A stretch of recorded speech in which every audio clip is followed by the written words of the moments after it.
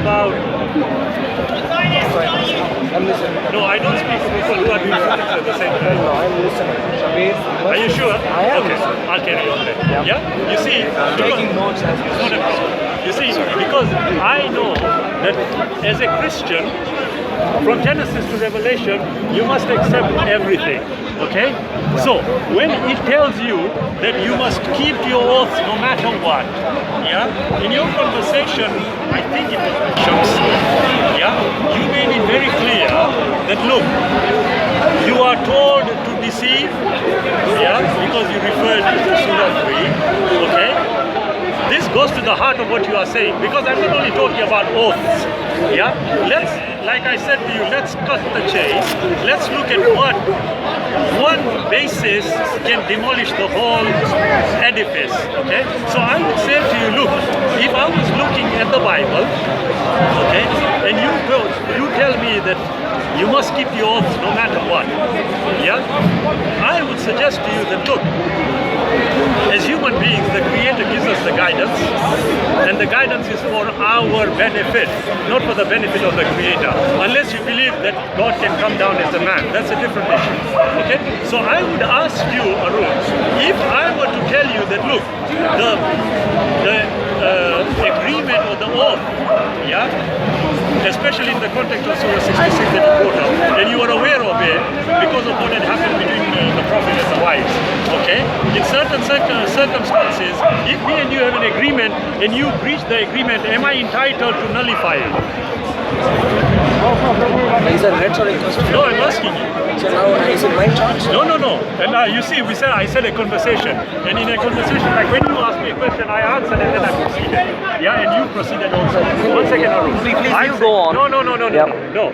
I told you we'll have a conversation. So I'm asking you now, yeah, that if me and you have an agreement, okay, and you break that agreement, am I entitled to also break it? I'm not sure if that's relevant to this. That. So this is not relevant. Okay, so what is happening here is this.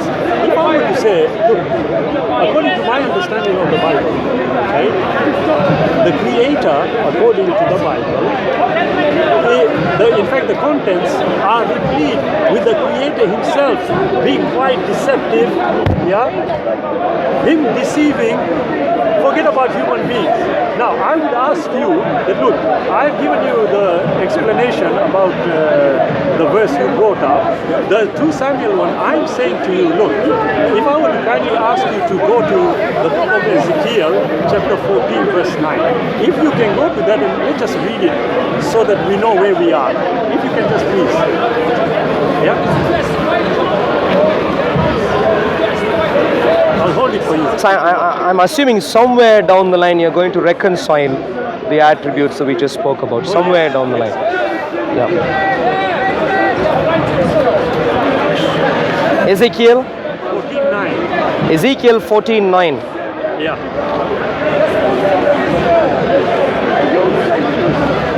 And if the prophet is induced to speak anything, I, the Lord, have induced that prophet, and I will stretch out my hand against him and destroy him from among my people Israel. Okay. When it says, I have induced, what does the word mean? Sorry, Shabir. I'm planning to have a Shabir. I'm not here for a Q&A. I'm not here for an interrogation. I'm here for a discussion. I have raised a challenge. I'm going to give you time for you to make your points. I made it. Have you made that? In which case I can go back. I can go back to some of your... Yeah. I told you I am not going to have... 1 second, Arul. At the start I made it very clear. In all honesty, Arul, this conversation I'm only allowing. Yeah? And I'll tell you. I am saying to you that when the verse is telling you something, okay, I am suggesting to you that that particular verse is very clear. It is talking about the Creator deceiving people. Very clear. The Creator is saying, 1 second, the Creator is saying, I deceive. Now, what I said to you is, look, you can do that as much as you want. Go on. The point is, I'll read it for you, okay? Now, yeah, if you, by all means, read it and make your points. Yeah, by all means, you can read and make your points, and then I'll jump in with my response. No. I would expect you. I would expect you to respond to my question. Like Yeah, I'll jump. I'll come back with my response. I'll jump in with my response. Excellent. Now, I have very. I think Shabir, you might want to come here just so we can. Sorry. Yeah, that's fine. Yeah, can you see me? Am I handsome enough? Okay then. All right. Okay. Within the limitations of 10 minutes. Right. 14, verse 9. Yeah? It says, I am Jehovah. And when the prophet is inveigled, so that he speaks a word, I, Jehovah, have inveigled that prophet. What does the word inveigled mean? Can we Google it, please?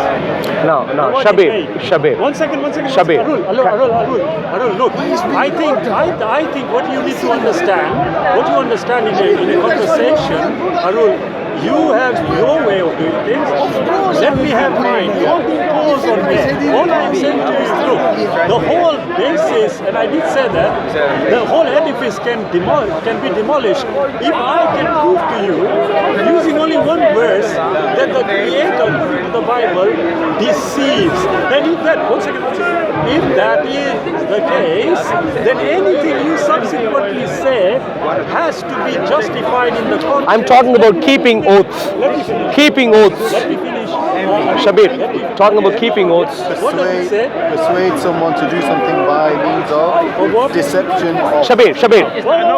No, calm down a bit. Look, I am saying to you, the word is very clear that this is what, according to Ezekiel 14:9, according to the Bible, God personally deceives.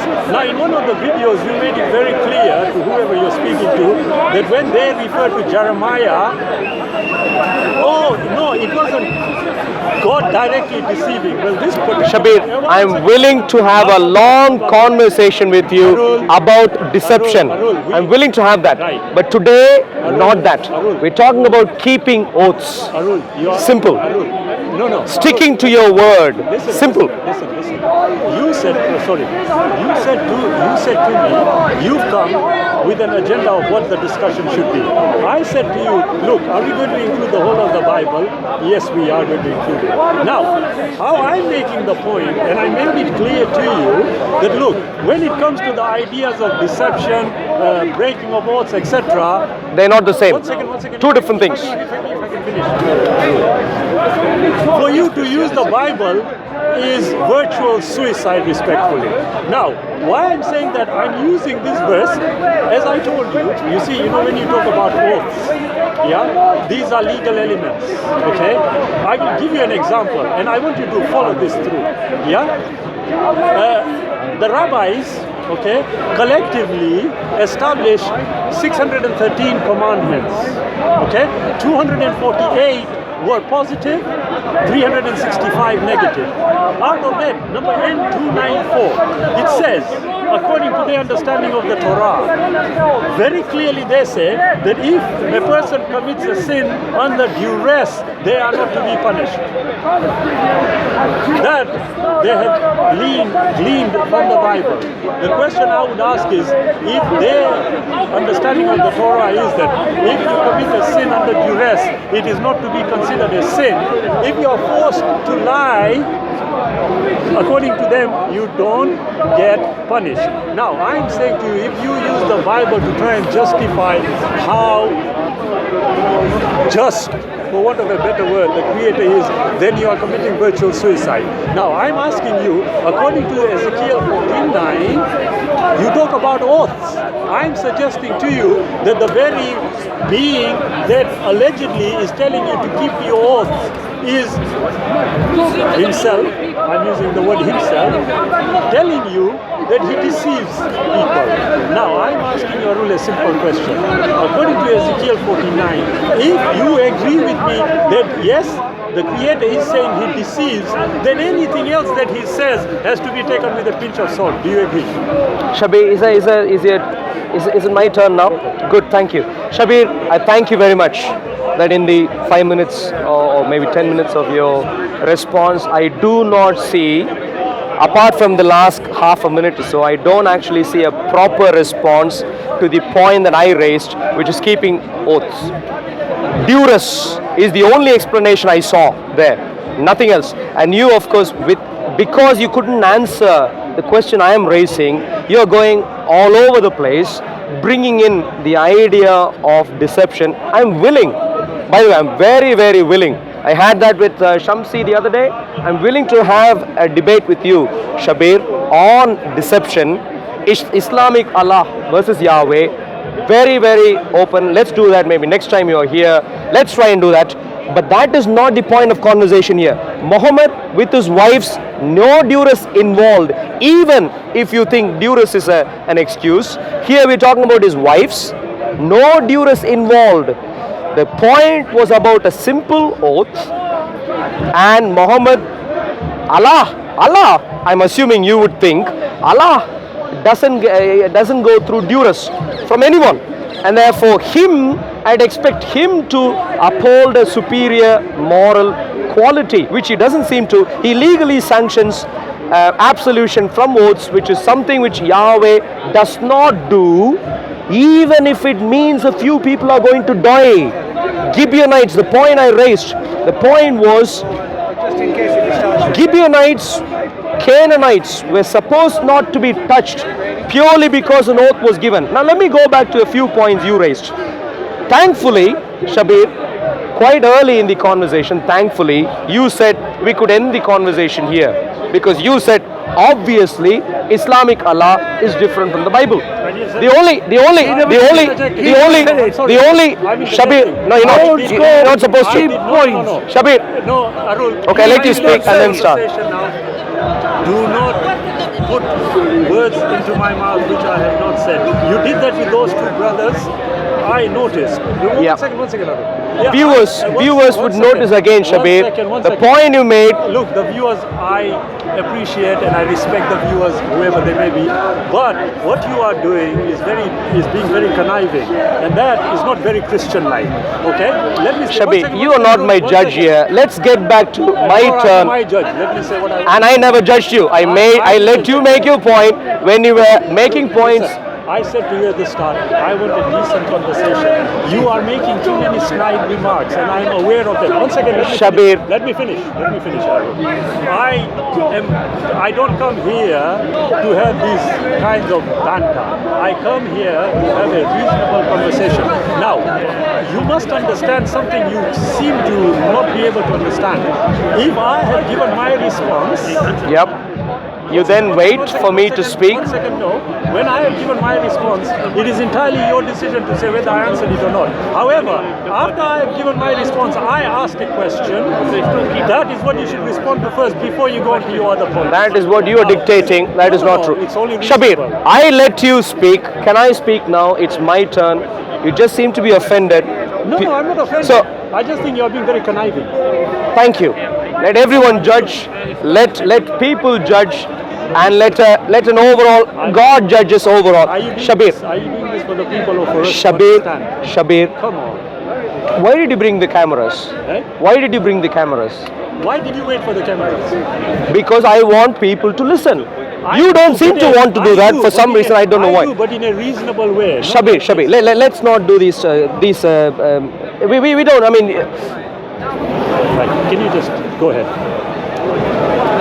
So, anyway, all the deception Don't showing worry up. about us. Worry about you. No, that's fine. So, you somewhere in your response, you essentially said we could end the conversation here, and you said if the Quran goes against the Bible, which seems to be the case here, Islamic Allah legally sanctions absolution from oath, and here in the Bible, Yahweh thinks even in the worst of your situations, you still need to keep your oath. That seems to be the polar opposite difference, and you suggested when we encounter such a difference, the only recourse you would have is to suggest that the Quran is the one which supersedes. You said You said the biblical revelation has been superseded by the Quran, according to the Quran. I think you mentioned Surah chapter 5, I think. That is what you said. I didn't put words into your mouth. You can check out your recording. That was your explanation. I'd like to thank you at least for saying that you haven't got any other valid explanation for the fact that there is polar opposite characteristic between the Islamic Allah and Yahweh clearly showing up there. You then also went on to make a remark about the Quran talking about us having to be just and so on and good and so on. You made that at the start. My problem is this. If a person makes 10 truthful statements and 2 untruthful statements, by simple convention of language and practice, we'd call him a liar, not a truthful man. The moment you have one immoral attribute, and in this case that being absolution of oaths, i.e. not having to keep your word, if that is what is coming from Islamic Allah, we could go through all other attributes a bit later. The moment we see this, we already see an immoral Islamic Allah who can't be reconciled with the Yahweh of the Bible. You also said Islamic Allah might have suggested this. I don't think you made this point quite in this way, but you were talking about whatever Islamic Allah said was for our benefit, not for his benefit, not for the benefit of the Creator and so on. Absolutely, that is not the point here. I'm not asking who benefits from what. All that I'm asking is, what is the characteristic of Islamic Allah versus the characteristic of Yahweh? Islamic Allah seems to be quite casual with, even for simple things about this lady and that lady, even for simple things like that, he seems to be quite alright with people not keeping their word. And I'm saying Yahweh does not allow that to happen. Okay, no problem. In other words, I'll come. You are taking too much time. But making sensible comments about the topic we're talking about. Islamic Allah is polar opposite to Yahweh. Okay. You haven't Right. given a reasonable explanation as to why this is the case. I could suggest, if you just give me one more minute, I could suggest why this is the case. 1 minute, and you can. It's my. I could suggest why this is the case, and the suggestion that I have is, the God of the Bible with all his signs and wonders is the only true God who cares about morality. Islamic Allah, on the other hand, doesn't seem to have a proper standard of morality, and in this particular case, not caring to stick to his word. Okay. Therefore, I earnestly invite you to come to the one who has a superior moral standard, Yahweh. Islamic Allah would not even keep his word in regards to you going to heaven. Forget about him. Come back to Jesus. Now, you see, Arul, you made so many points, but the ones that I would really like to respond to are the ones that are appropriate to the conversation. I said to you very clearly, sorry. Where's the microphone? Right. Who's this? Right. It's all right. It's all right. Right, Arul? You see, you said something quite important. Yeah? You said if a person tells eight truths and 2 lies, you, according to your standard of the Bible, would consider him a liar. Normal convention. No, I was going to come to that. And you also said that, conventionally speaking, that is how one would be viewed. Okay, no problem. I asked you, and I even told you, and I'll repeat it again just in case you missed it. When you referred to that particular surah, I then said in response, look, in Surah 4:135, this is what it says about how we have to be just even against ourselves. Now, what you seem to have totally missed is that if there is any issue about the suspension or the absolution of oaths, there is a specific reason to it. I think it totally missed you. I then referred to N294 of the 613 commandments as evinced by the Jewish scholars. They say that it is not a sin if you are going to be accused of a sin which was done under duress. Now I then said to you, wait a minute, Arul, if you are saying 8 truths and 2 untruths make the person by convention a liar, I then said to you, okay, Ezekiel chapter 14 verse 9 says that God directly deceived. Now, Never does. One second. God directly deceived. I'll read it again for the purpose of clarity. Show me, just because you brought that up, Shabir, show me one person in the Bible who God deceived. Arul, One person, Arul, please. Calm down. I didn't interject. Now I told you very clearly. I am asking you, and I did, brother, is there a problem? Are you talking to me or you just... Yeah, I'm alright. Oh, okay, that's fine. Ezekiel 14:9. Brother, I know I'm disturbing you, but can you just pull up the word invade again? Right? And you see, now it will make sense to you when I said that, look, if we wanted to end this conversation with one statement, and there are a few others which I haven't even referred to yet, one statement here, chapter 14 verse 9 of the book of Ezekiel is very clear. Okay? I want you to tell me, when it says here, I am Jehovah, and when the prophet is in vain so that he speaks a word, I, Jehovah, have invaded that prophet. What does the word invade mean? Persuade someone to do something by means of deception or flattery. Now, does it say here that the Creator, Jehovah, according to the biblical understanding, deceived this particular individual? Yes or no? Shabir, I am willing to have a long I know, but irrelevant to the conversation now. Arul, 1 second. I'll tell you how it is relevant. You need to expand your understanding. Yeah? You see, Arul, if according to your understanding and your view, which you hold strongly, Arul, you said very clearly, a person who says 8 truths and 2 lies conventionally is called a liar. I'm saying, listen, you are referring to 2 Samuels, you are referring to how oaths must be held to. I'm saying to you, wait a minute, how in the world are you trusting something where the very author is saying that he is a deceiver?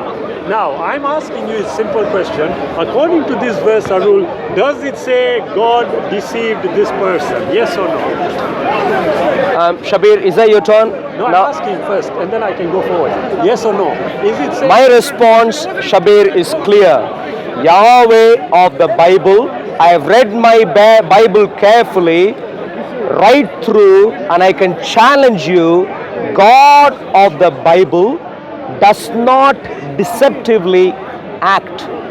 Period. Okay, Arul. Period. Arul. Now, can I please also suggest that's an ocean Arul, my friend, you can hide in, Arul, which I don't want to happen. Arul, you Can drowned in it. I am not even hiding. That's Listen fine. to me, Arul. Can we please come back? I have come back. I don't think you are conceiving of what I'm saying. I'll simplify it a bit more. Listen, Arul. I said to you, if you are going to accuse, or rather suggest that the Quranic creator, okay, allows willy-nilly, according to you, to break oaths, I'm saying, wait a minute, I have explained to you.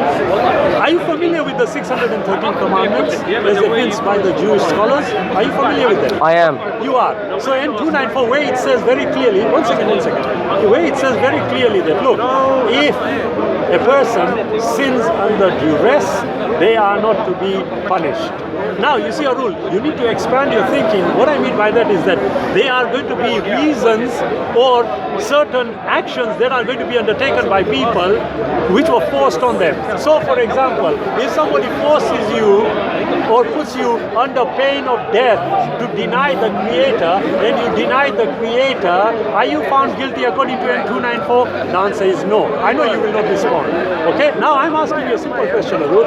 According to your standard, this standard of keeping oaths even to death, as you said, I'm asking you a simple question based on that. According to the very same book, which is talking about the God that you believe in, which is apparently polar opposite, in Ezekiel 14:9 is saying very clearly, he deceives a person directly. I'm asking you a simple question, Arul, in the context of this moral aspect. Do you agree that according to Ezekiel 14:9, here I'm reading it, it is saying God deceived this particular individual?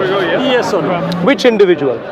Do you want to read it? I thought you've read the Bible. I know. Which I'll read it individual? again. Do you have a I'll specific read name it. there? I'll read Please, it. please I'll bring read that up. it again. It actually says, I have deliberately deceived the prophet. Which one? Does it matter now? It really matters. Excellent. Let's go Because back. you seem, Excellent. this is what Samshi did the other day. No. This is what Samshi did the other day. He brought in a case where God hadn't deceived anyone, but because Samshi can't read beyond a particular word, not the entire statement. Excellent. The whole thing here is Yeah. about what? Prophets. Which False prophets? prophets? Which ones? Here, false ones. Okay. Now, I'm asking. So which particular prophet is that talking about? What? You want the context as well? No problem. Which particular prophet is that talking about? I'm so glad you are asking me that. It means you have taken actually a step forward. Good. Now, but One second. I'll let you finish, and then I need to My move friend, on now. No, here it is. It is taking you and some of the elders of Israel at chapter 14, start. Okay? It talks about them. You carry on reading it. Here is the classic issue which you are now trying to... Have you gotten One an second. answer, Shabir? I'm giving you the answer. Which prophet was deceived? I'm giving you the Please give me the I answer. am giving you the answer. Okay? I am telling you here, when it comes all the way back to here, the question that is being asked and you are now trying to avoid is simple. Can you read yours as well? No, Shabir, I'm not here. It is a very I'm not here to play Okay, Arul. some little games here. I'm here to deal with serious I'm trying to, moral but I think issues. Brother Arul is- Shabir, Let him talk my like challenge a in that regard. It's a moral issue. I'll tell you. Have you finished now? One second. I'll let you finish. I asked you a very simple one. 3 times I'm asking, and I'll ask you again. Okay? The whole of the chapter is there. You can read it as well. I'm here. I'm telling you where it is talking about. I, Jehovah, am going to reply to him. I, Jehovah, have deceived that prophet and will swing my hand over him and rout him out. The question you are asking, listen to your logic. I'm saying to you, wait, whether it's James, John, Jesus, Muhammad, Arul, Shabir, whoever, the issue is not that. The issue is, does it say that he, God, is the one deceiving? Yes or no? Is that the end of your turn? No, I'm asking you. No, you're asking me many questions. I haven't asked you, I've only asked you one.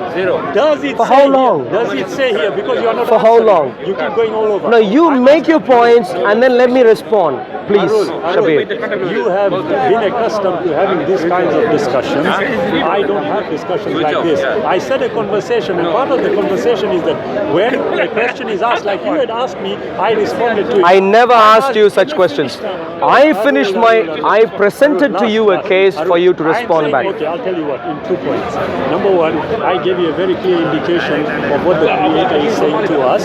If you want to misconstrue it, that's entirely your decision about the Quran in Surah 66. So, Okay, once again, I now am saying to you, look, whatever basis of morality you seem to hold as being superior from the Bible, I am saying to you, look, according to the standards of the Bible, everything, unfortunately, is a total fail.